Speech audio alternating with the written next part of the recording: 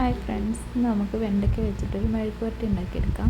അതിനായിട്ട് 250 ഗ്രാം വെണ്ടയ്ക്ക എടുത്തിട്ടുണ്ട്, ഒരു ചെറിയ കഷ്ണം സവാള, 2 പച്ചമുളക്. അത് നന്നായിട്ടൊന്ന് കഴുകിയെടുക്കാം.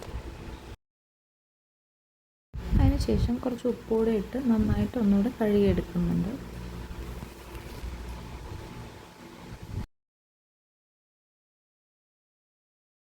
പച്ചക്കറികളിലൊക്കെ വരുന്ന വിഷാംശം തടയാനായിട്ടാണ് നമ്മൾ ഉപ്പിട്ട വെള്ളത്തിൽ പച്ചക്കറികൾ കഴുകിയെടുക്കുന്നത്. അപ്പോൾ ഇതാ കഴുകി വെച്ച പച്ചക്കറിയൊക്കെ കുനുകുനാന്ന് അരിഞ്ഞെടുത്തിട്ടുണ്ട്. ഇനി നമുക്ക് സ്റ്റൗ കത്തിച്ച് ചീനച്ചട്ടി വെച്ച് കൊടുക്കാം.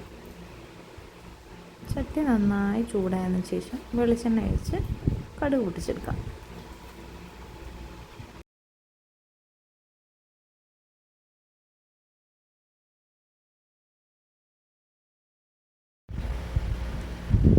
കടുകൊക്കെ നന്നായി പൊട്ടി വന്നിട്ടുണ്ട്.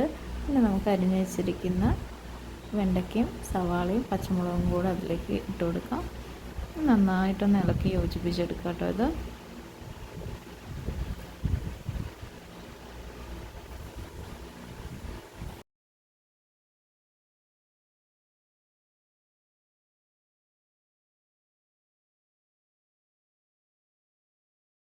അപ്പം ഞാനിതിലേക്ക് ഉപ്പൊന്നും ഇട്ട് കൊടുക്കുന്നില്ല.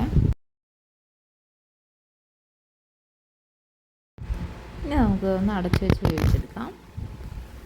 2 മിനിറ്റിന് ശേഷം നമുക്ക് ഒന്നുകൂടെ തുറന്നിട്ട് ഇളക്കി കൊടുക്കാം.